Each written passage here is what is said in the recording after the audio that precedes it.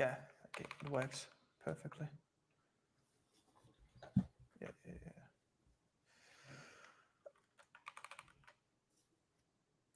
Okay, let me post the message to Telegram and to Discord. And once we have this done, we can dive in. It's rock and roll.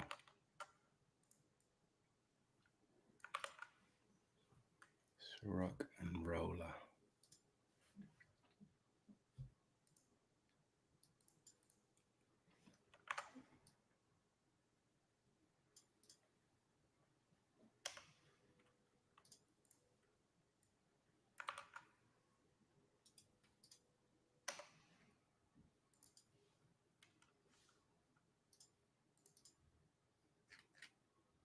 It's rock and roll.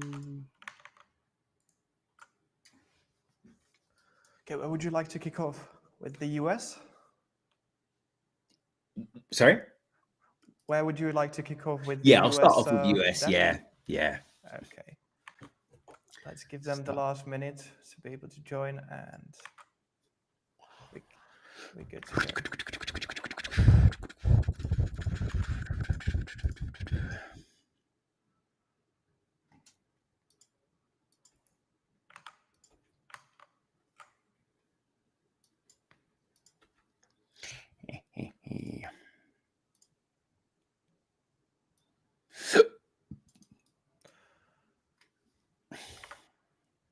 Also, on the platform where we are streaming at the Riverside, you can view chat there as well on the right side. I'll probably just tell you whenever there's a specific question. Chat, I can see it. You. Yeah. Then let me know. Sometimes I just get sucked into and then I missed. So let me know and I will tackle any questions. Okay, I think we're good to go. You can kick off, and the rest of the traders will join during the live trading session. Awesome. Cheers, Jake. Well, happy Wednesday again, guys. We're back to it. Comes around nice and fast, which is good. I don't know about. I think for a lot of traders in this game, I feel like we're sucked into like a time capsule, and then the world is going past us really fast. Everything's just going really fast, and we're just here in our trading time capsule, and life's going on because the weeks and days just go by. I don't know about for most traders, but I feel like it does. And it's maybe one of those sayings, I guess, for me, that when time flies when you're having fun, and there's a lot going on in this market, and a lot of talking points and a lot of things to aid you with all this volatility. If you're on the right side, it's great.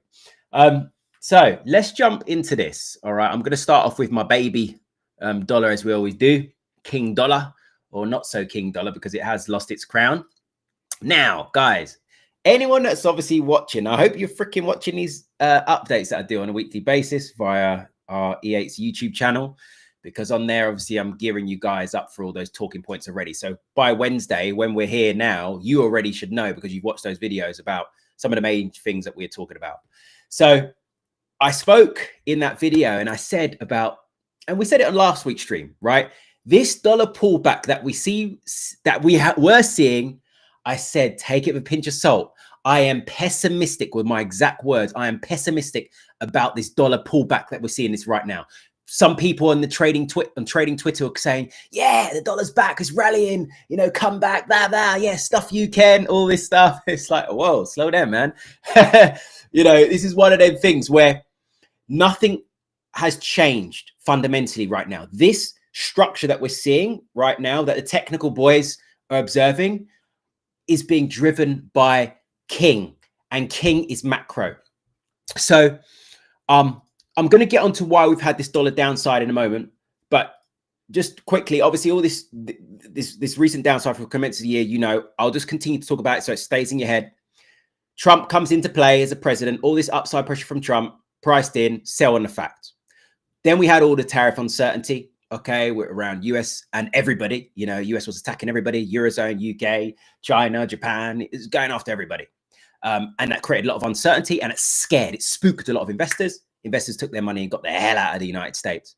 And then when US and China were just going back for back, and tariffs were 145%, 125%, capitals, like when I'm saying capital, I'm talking big players, big money, hedge funds, asset managers, big institutional traders, whatever.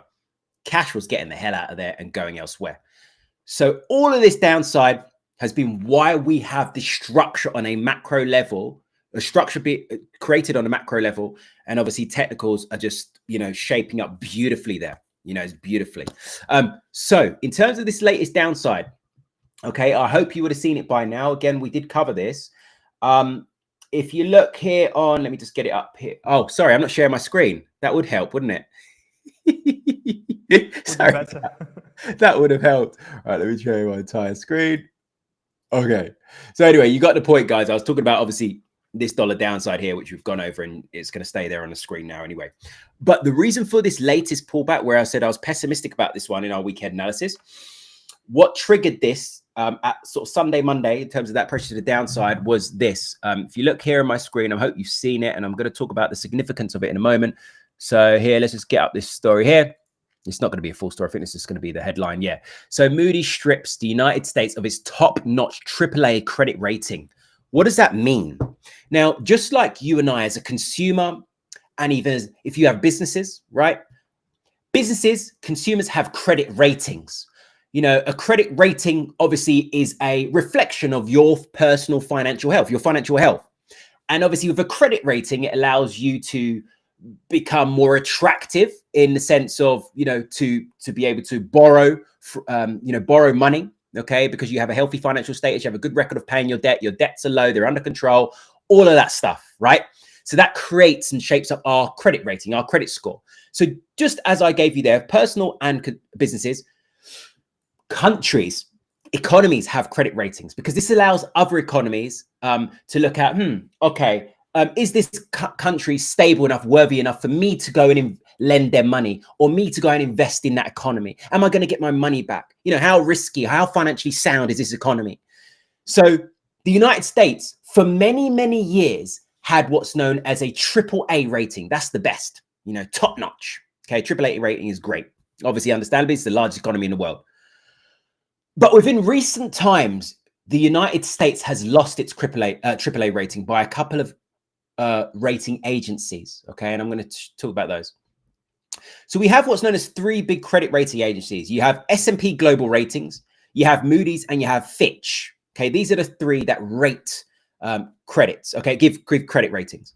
So both S&P Global Ratings and Fitch, this was some years ago now, they both already stripped the United States of its AAA rating. And one of the main reasons for that is because the US has this large debt pile that's just stacking up and ever growing. Okay, ever growing.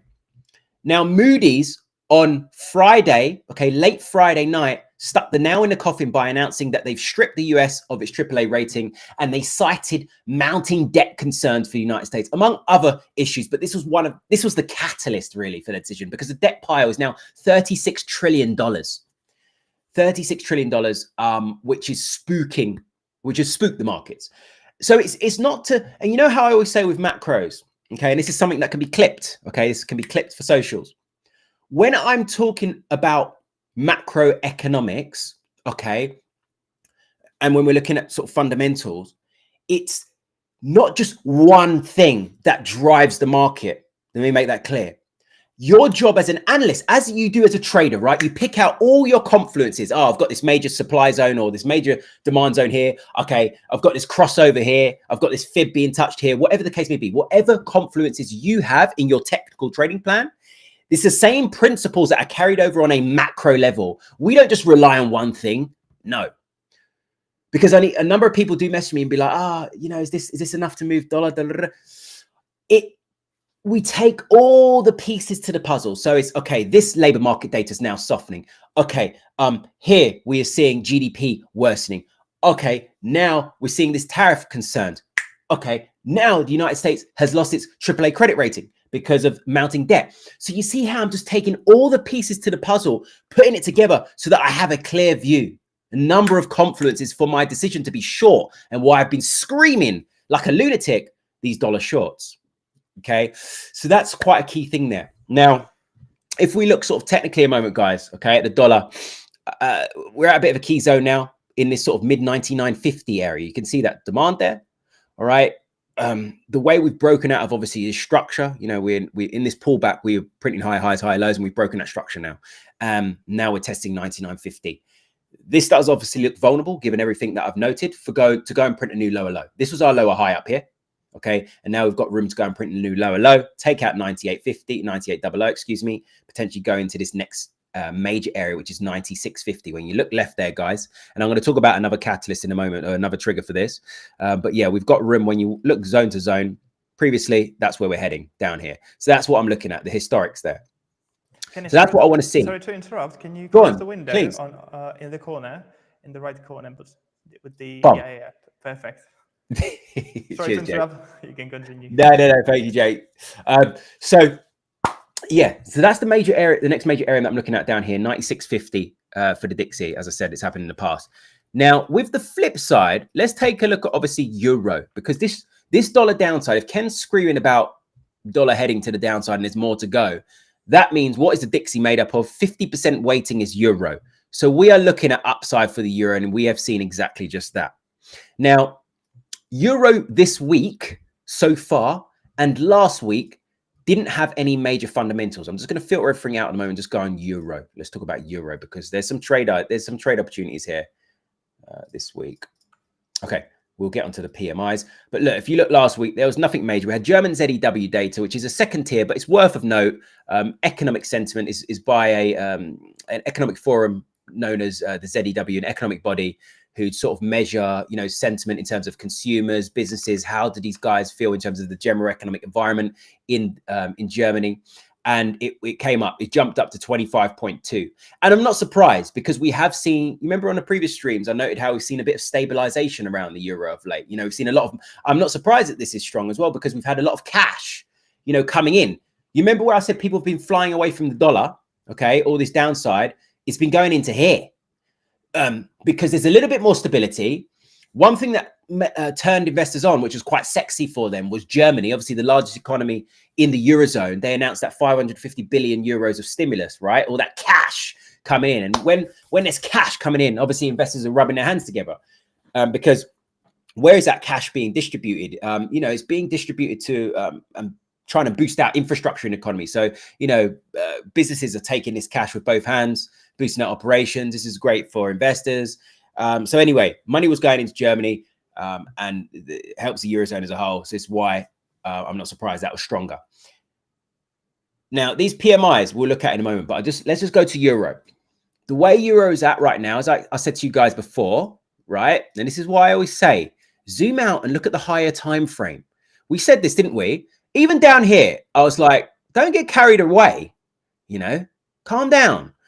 This, at some point in my view, obviously, again, this is not financial advice. It's just me talking from experience here, guys, right? And my opinions, my views, which obviously you can do what you want with them.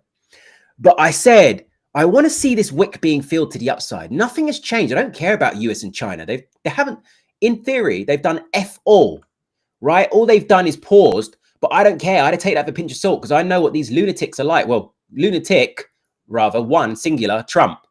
I've seen it in the past.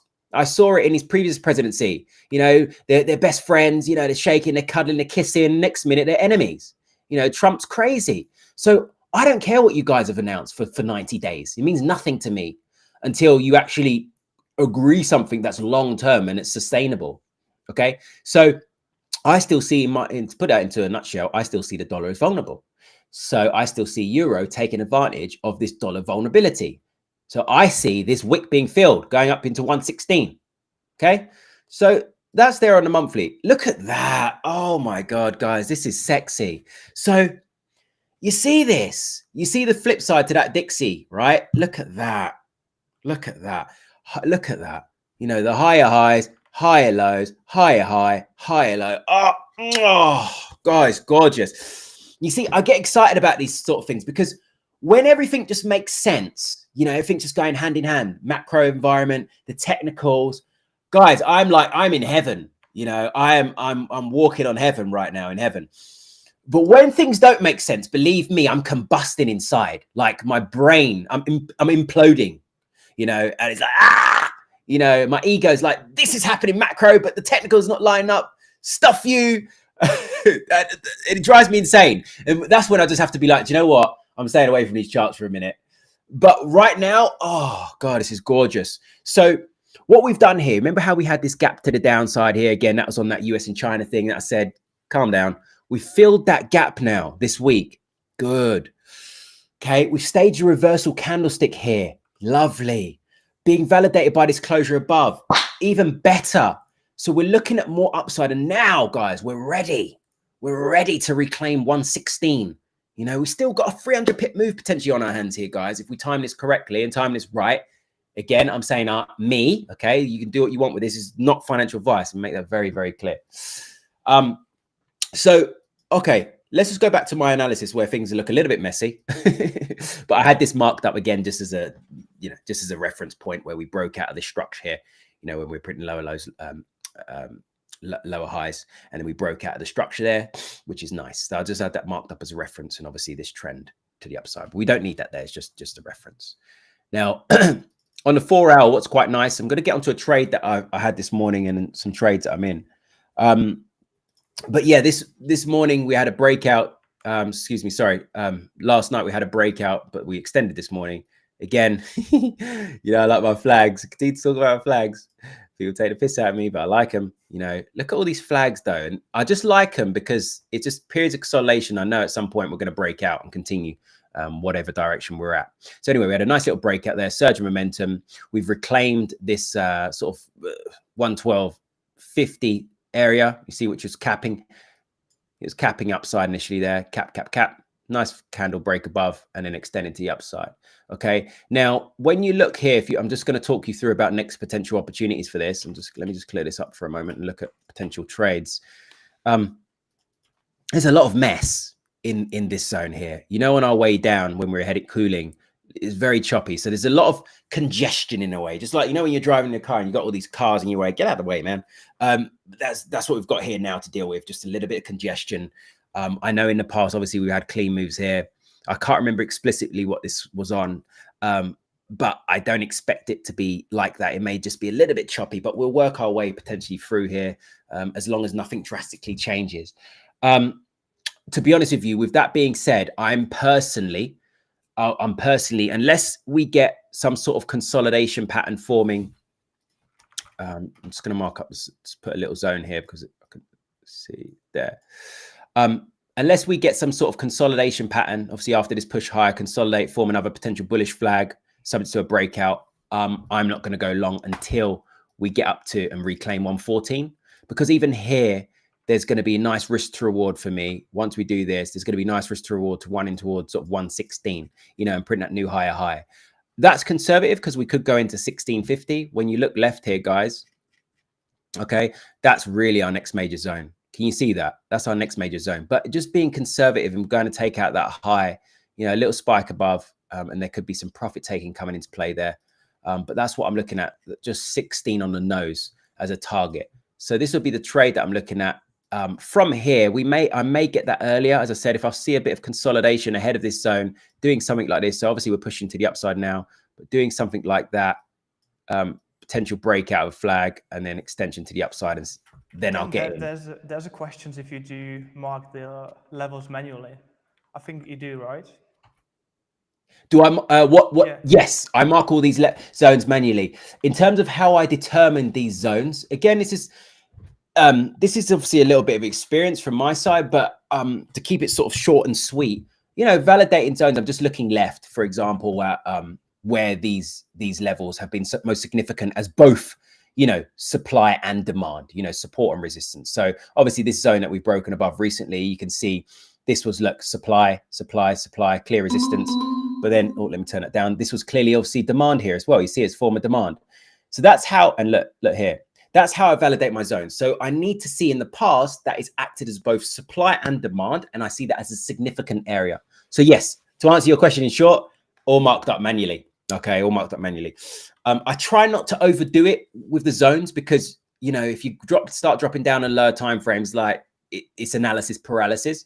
So I try and just stick to the key areas as best as I can and refine that, because otherwise you just start looking at a lot of zones, which there are a few on there, but you know, it can just spaz your mind out a little bit, you know, just give you a little brain freeze.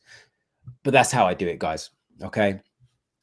So yeah, I think the longs would be nice once we get comfortable above this zone here. I'd look to leave a little bit of breathing room below. When I say below, I said it before on the previous stream. You know, I'm looking for like a reversal candlestick up here. So say we break out and retest a little sort of doji or morning star, even a bullish engulfing will do.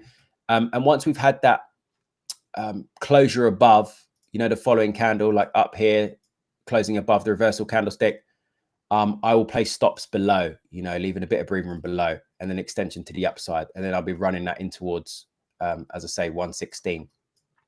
So that's the sort of potential trade I'll be looking at there for Euro. Okay. Yeah, I'm on with you on this one. I'm very with you. I've got pretty much the same analysis as you do. I can share the charts if you want as well. Yeah, please but do. Basically, I've got 1.40. Yeah, let me share the chart. It looks very similar though. Share the chart. Screen. Share screen. Hopefully, that's the trading view. No, yeah.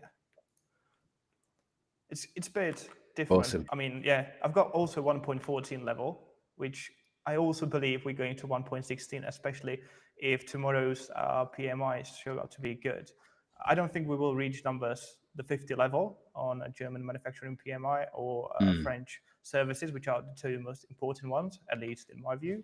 But if we get better numbers, especially tomorrow, we can get bullish momentum. And once we close above 1.14, I think the level 1.16 is next. Yeah. Especially if you said like, if we break above and then we return back for confirmation of the pattern, and then with the bullish momentum we can reach 1.16 very easily in upcoming days. Yeah, but I'll be probably waiting for the PMIs tomorrow. Yeah, definitely. Yeah, agreed, Jacobs. Clean. Clean. I'll just leave the sharing to you. Your chart looks pretty more promising, so you can get back on the screen. Yeah, cheers, Jake. Awesome. Yeah. Nice. Thank you for sharing. Let me just minimize this again. Yeah. Maybe till you got the screen back, I would maybe give the tip to viewers. Probably if you watch Ken often, you know, he's mostly fundamental analyst. And I would like to bring some value in this live trading, like beside the market analysis, also something educational. And for you guys who are trying to analyze also market with fundamental analysis, I would advise to download the Financial Choose. We're not sponsored at anything. I'm just using it as a notification app for anything that's happening, any event, any data release. It's really helpful. It usually pops out as a notification on your phone, like today with the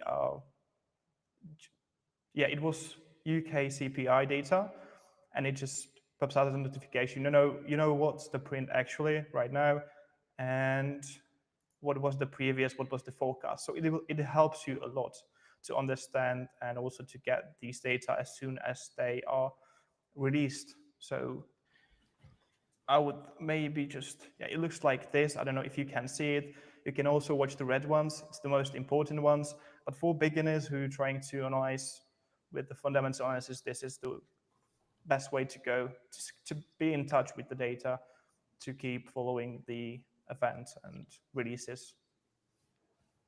Awesome. Yeah. Okay, I'll just leave you to continue.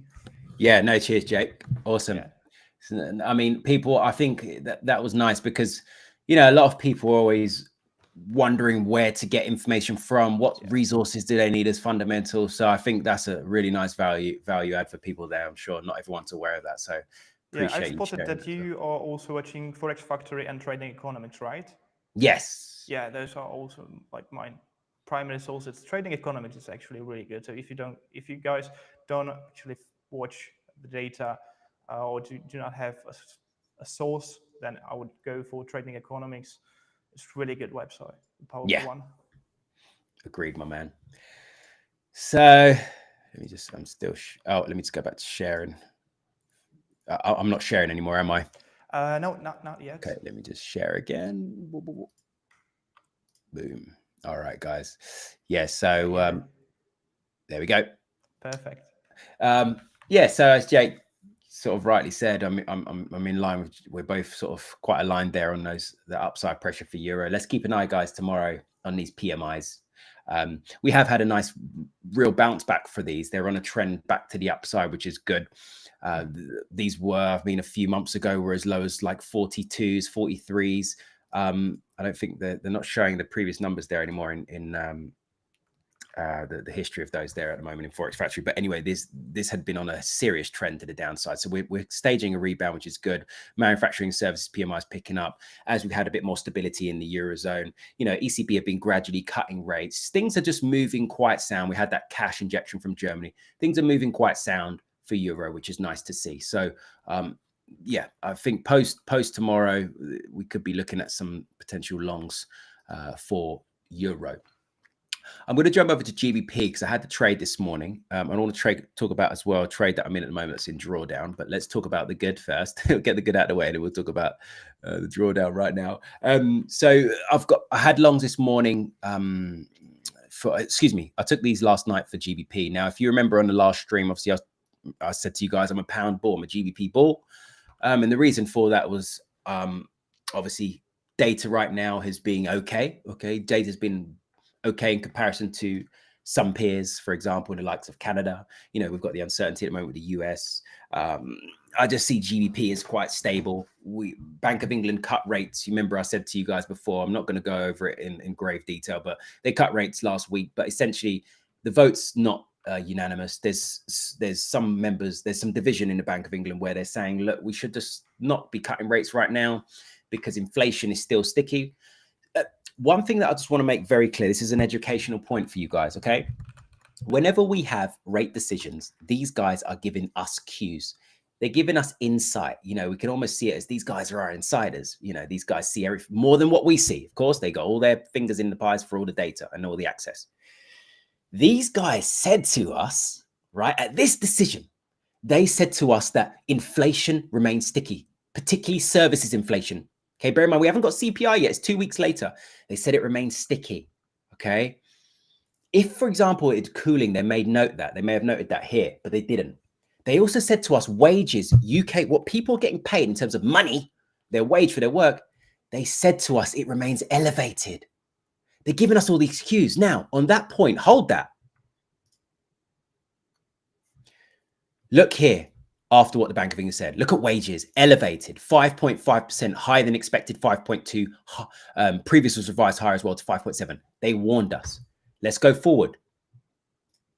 Today, CPI, 3.5%. Now, services inflation, okay, services in the UK, inflation was elevated through the roof. So they warned us about this, all right? So, you know, you have to listen to what central bankers are saying. They're giving us clues, right? Their job at the end of the day is they want to communicate things to us. They have to communicate things. And the reason why they communicate is they need to manage markets, right? If they don't communicate and then things just come out like CPI today, markets will freak out. There'll be big reactions. But these guys are softening the moves by communicating, and the markets are digesting that. The smart money knows what to do with that information and then positions accordingly. Okay, as I did, I positioned accordingly with these longs that I took last night. So obviously you can see as well, GDP bullish there. GDP bullish was higher. We've seen a decent trend there of GDP numbers. Last reading 0.5%. This reading 0.2. Okay, so this is all encouraging for my sort of outlook for GDP. Remember I said to you at the start of the stream, taking all the pieces to the pie of the puzzle, putting it as a big picture, and then having confluence to take my trade. So on the daily, first of all, just want to know how technically we'd broken above a daily range. You see where we're capped largely at 133, bam, bam, bam, bam. Then eventually we broke through on Monday with that dollar weakness, surge of momentum to the upside. Okay, we effectively formed a bit of a sort of a double bottom there, if you like, here, 1, 2, neckline there. Either way, there's resistance of 133, took that out, formed a flag, and then broke out to the upside. Okay, nice extension to the upside. Where did I take these longs? I actually was monitoring this consolidation here.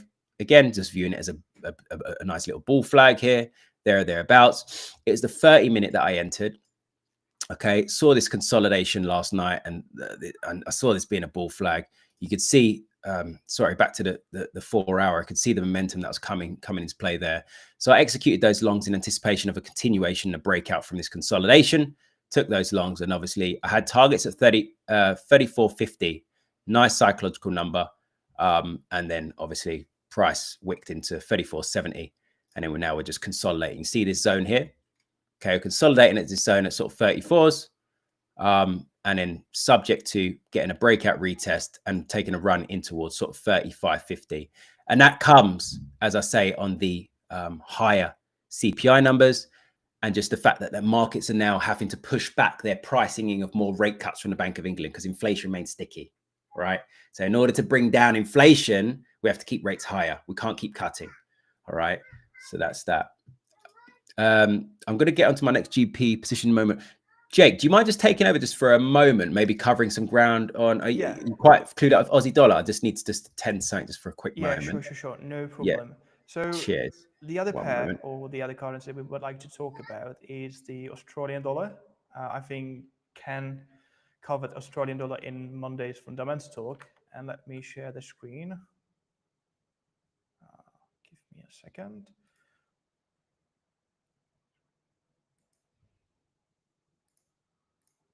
Okay, you should be able to see my chart, hopefully. Let me just check, because Ken is not here to confirm it. Yeah, perfect. So Ken, we're covering the RBA decision, which actually cut the rates, and that is pretty much reasoning for that. What I would like to talk is that AUD, for me, I don't know what Ken has to say about Australian dollar, but for me, it's pretty bearish, at least for now. With the cut rate, with the inflation being for last 2 months on 2.4%, and let me also bring up the numbers. Yeah, 2.4%. I think another cut is coming for RBA. Depends on what is going to be the retail sales and the GDP in upcoming months.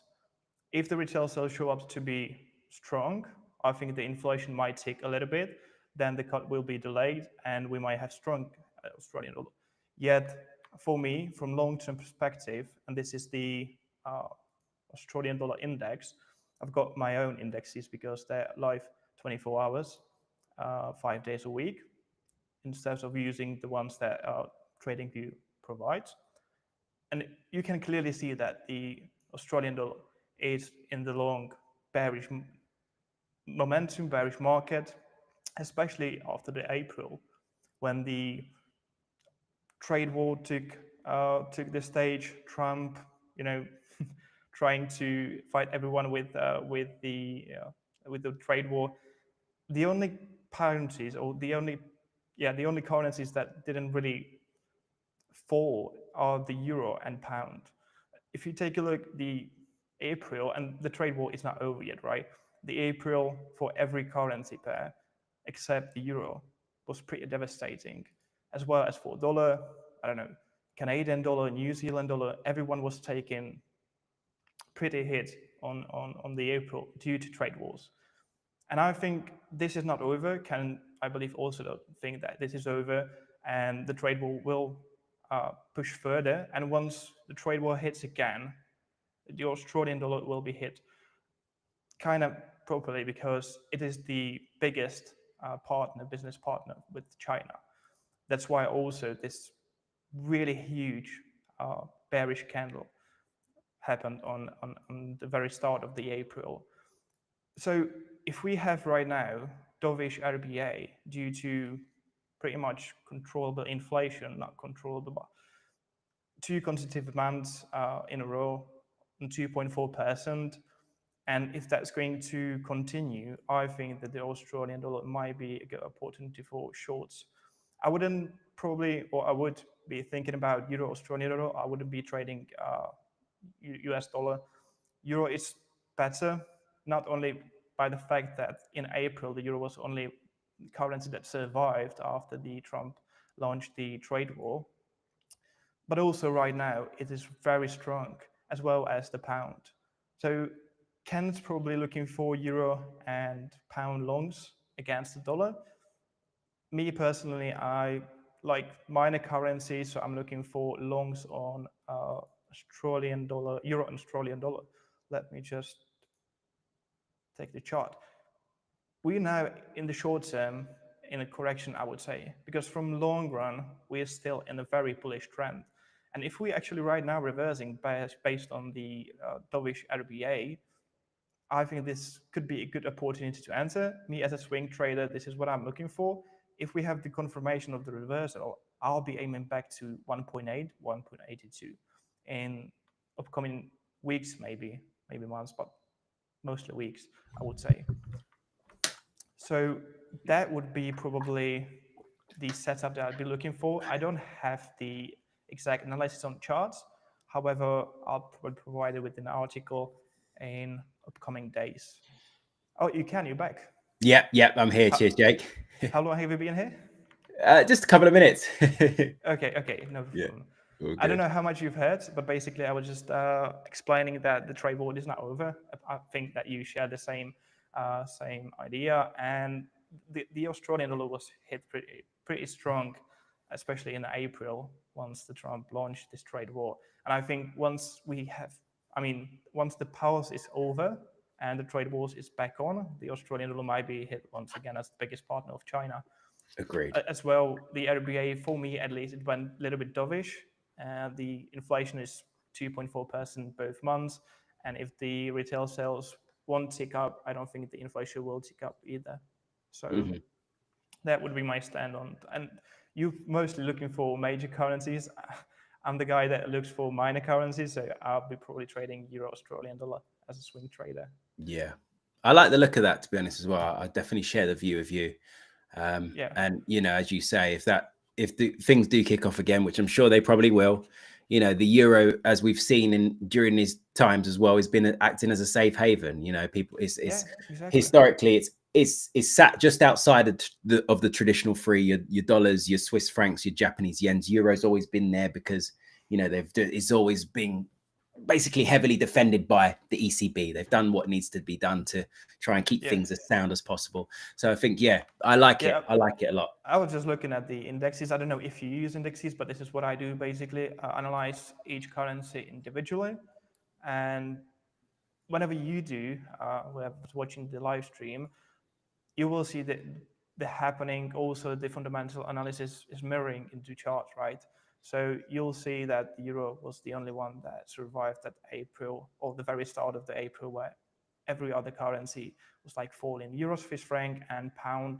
For a little while, it was falling down, but then quickly in a few days reversed back when this Trump trade war was actually launched properly. Okay, yeah. So that would be probably the only thing that I had so far, and I'll probably join you once you have more to say on Awesome. another trade of yours. Okay. Wicked. Okay, let me share my screen. I was obviously covering ground on GBP. I'm just going to talk about, let me share this again. Close. Okay, so obviously that's GUM. Obviously, I'm expecting some more upside for GBP. Let's keep an eye on manufacturing and services PMIs. As if we can get back into growth territory. The number slipped into contraction last reading. Okay, anything below 50 is contraction. So we want to see that back above 50, and that provides some upside for pound. And then obviously we've got retail sales as well, which has been, last couple of readings have been good. Last few readings have been good. Okay, previous numbers have been revised lower, but generally speaking, it's okay. Okay, so this is all supportive potentially of pound strength. People getting paid more. More to spend money. Economy's moving quite well. I'd like to see good numbers for the rest of the week. Okay, supportive of upside.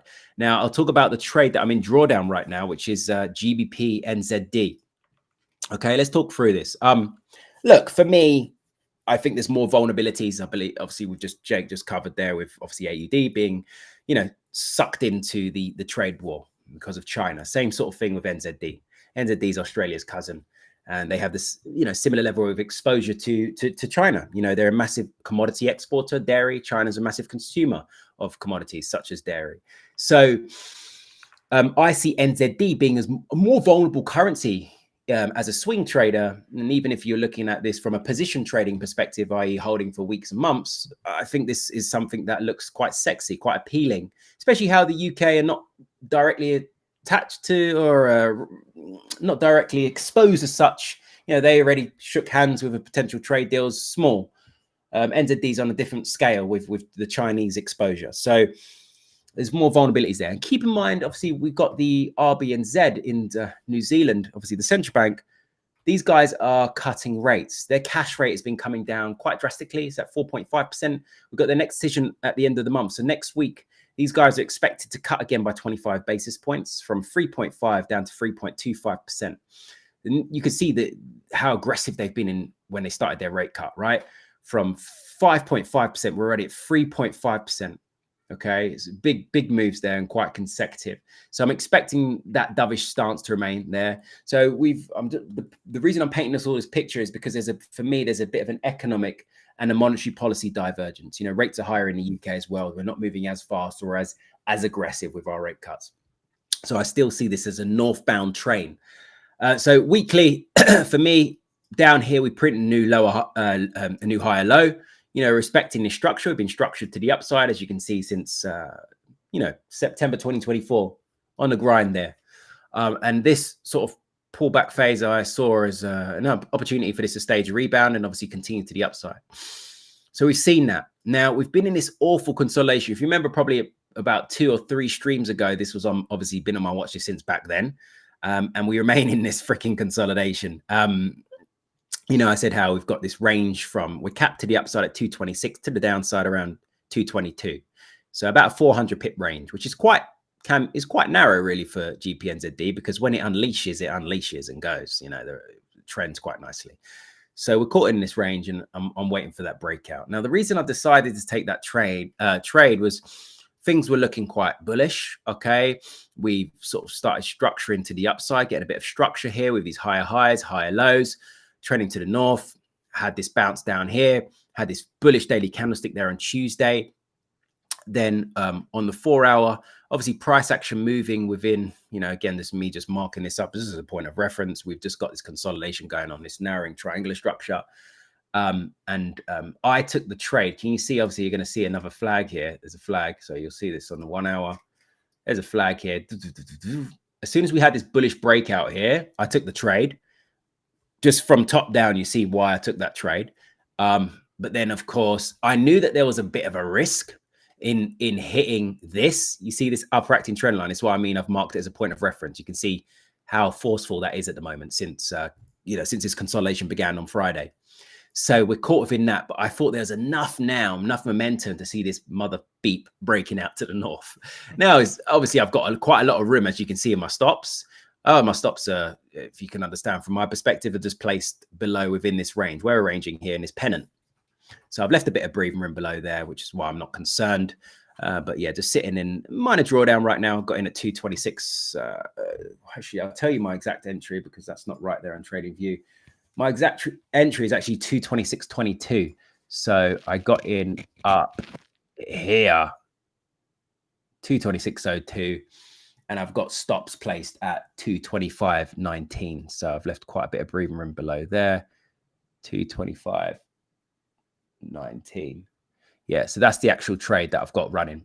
Okay. Yeah, I think that's a good trade. And you've got it fundamentally backed because today we had the CPI, and mark my words, I think there will be either Bailey or any member of the Bank of England commenting on the inflation in UK. So maybe bringing more hawkish tone to the next rate decision, which might actually lower the chances of or delay the next cut, which could create a bullish momentum for pound. And also most definitely agree with the New Zealand dollar, which is, like you said, cousin from Australian dollar, which I'm pretty bearish at this moment. Yeah, definitely. Wait, so did you? Who did you say is talking? Did you say someone's talking? I'm sorry, Mister. Me. So what did you say about the Bank of England? Sorry. Yeah. I thought, or at least what I believe will happen, that members of the Bank of England, either Bailey, like governor, or any other member, will comment on today's CPIs with a hawkish tone. So I think that will create the bullish momentum on a pound.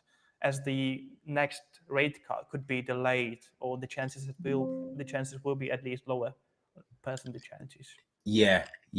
Agree. I totally agree with you. Fully aligned there, Jake. Yeah, 100%. That could happen. We should see some comments on that perhaps later on this evening or at some point today.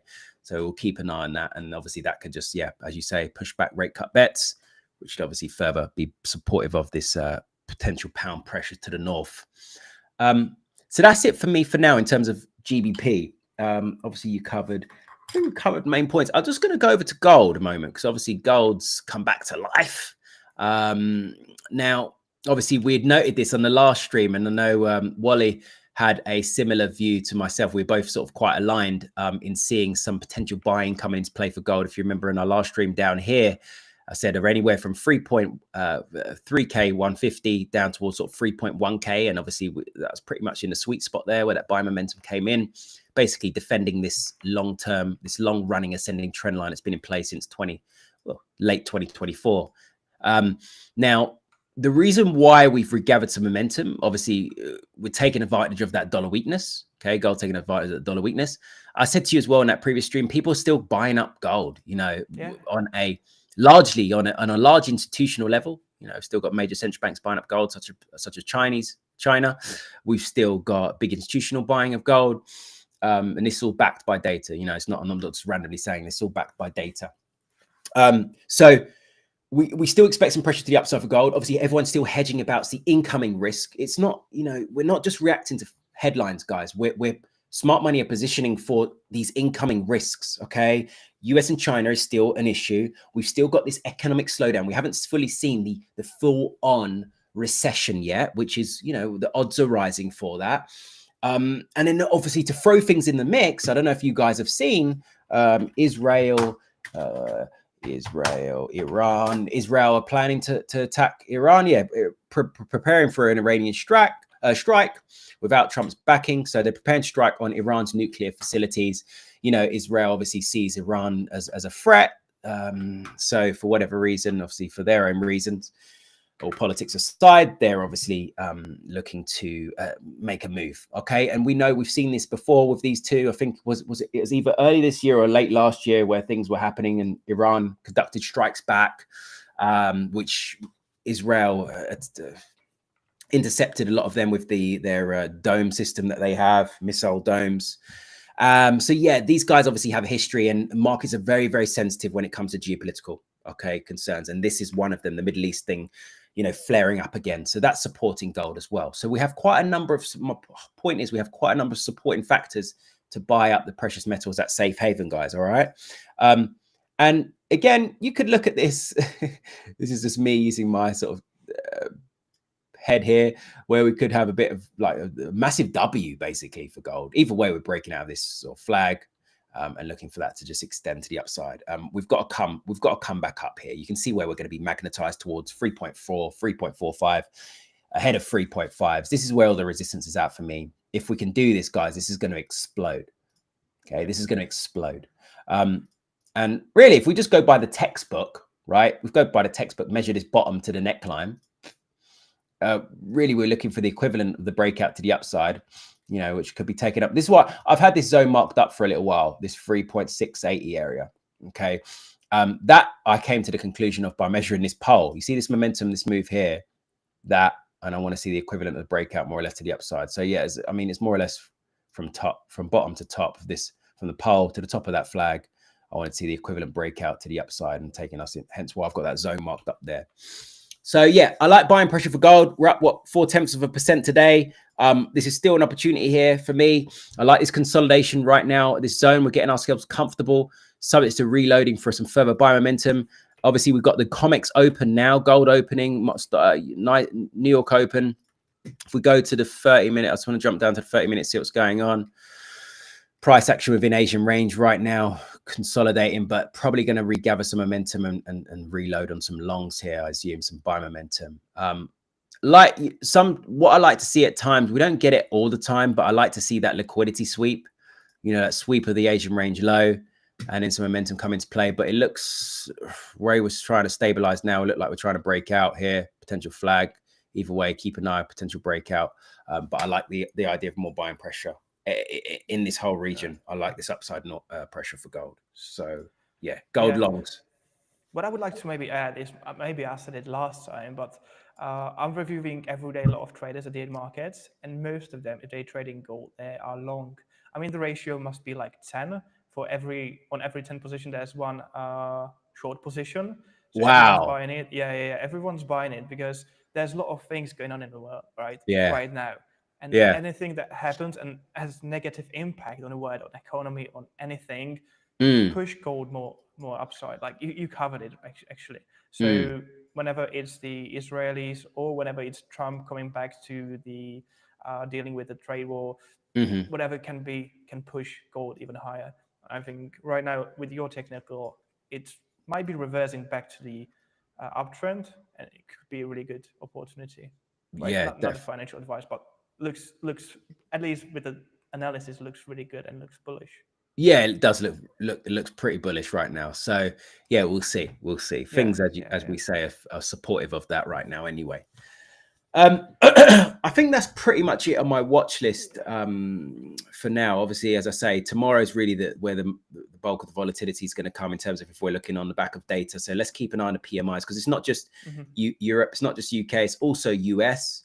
We've got PMIs there. And obviously, as I said to you guys before, we've got this theme right now and this slowdown for the United States, this concerns about the US. So this would only add fuel to the fire if these numbers are bad. So let's keep an eye locked in on these. And then on Friday, UK retail sales, Canadian retail sales data as well. So we've still got some talking points for the rest of this week and plenty of volatility still from now right up until Friday afternoon. You should be fine.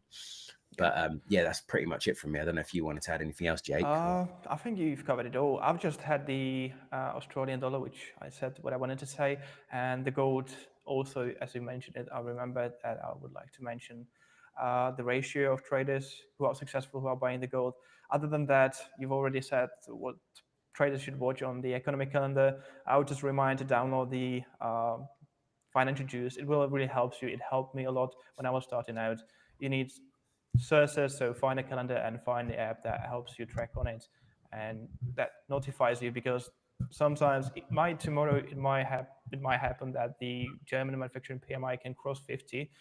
The chances are low, but it might happen, and then it creates a lot of volatility, especially with the 50 level. So yeah, you should be watching it. You should be notified about it. Awesome. Okay. Thank you very much, Ken, for today's live trading session. Nice one, man. And Pleasure, we'll see as each other always. next Wednesday. Yeah. See you next Wednesday, Jake. Enjoy the rest of your trading week. Yeah, you too. Bye-bye. Yes, man. Bye.